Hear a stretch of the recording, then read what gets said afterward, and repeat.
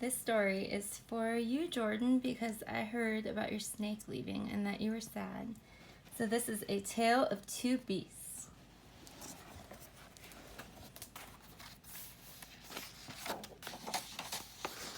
Part 1, The Strange Beast.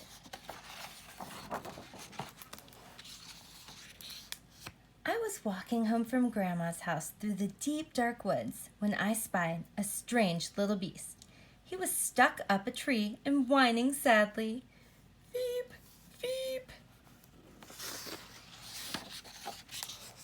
So I decided to rescue him. Veep. I will call you Fang, I told him, and I wrapped him warmly in my scarf. I carried him home safely. I gave him a lovely bath, and a gorgeous new hat and sweater, and a delicious bowl of fresh nuts. I made him a beautiful house and gave him Lord Rex to play with. Fang's house. I took him out for lots of long walkies to keep him fit and healthy.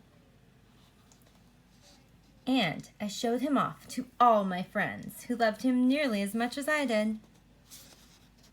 Does he look happy?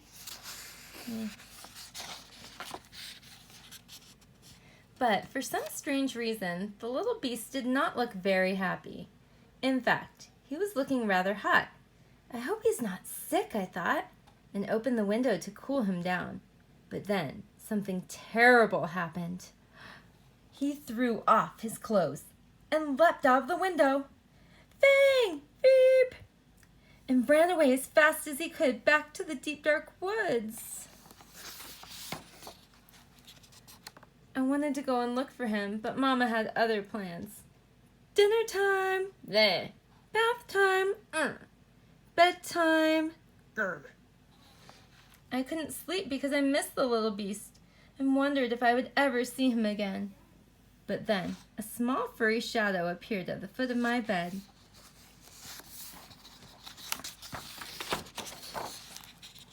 The strange little beast had returned. He seemed quite pleased to see me, and I began to think that maybe, just maybe, he wasn't that strange after all. Part 2, The Terrible Beast. So that was from the little girl's side. This is from his perspective. This is what happened from his side. I was hanging from my favorite tree, singing happily to the birds when la la la la la la la. I was ambushed by a terrible beast. Hey! She growled at me and tied me up and carried me off to her secret lair.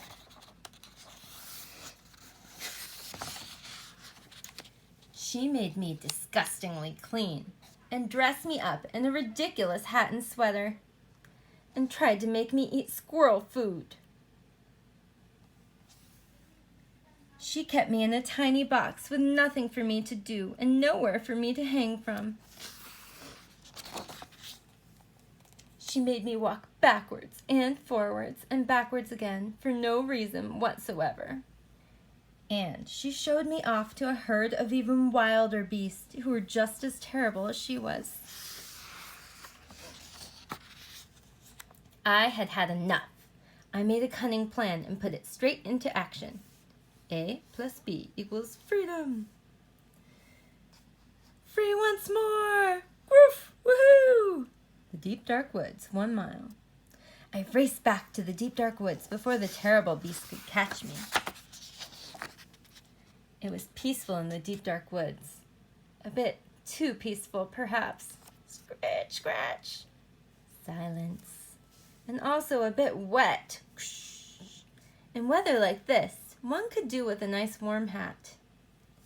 I snuck back to retrieve it under cover of darkness. The terrible beast was waiting for me. She seemed quite pleased to see me, and I began to think that maybe, just maybe, She wasn't that terrible after all.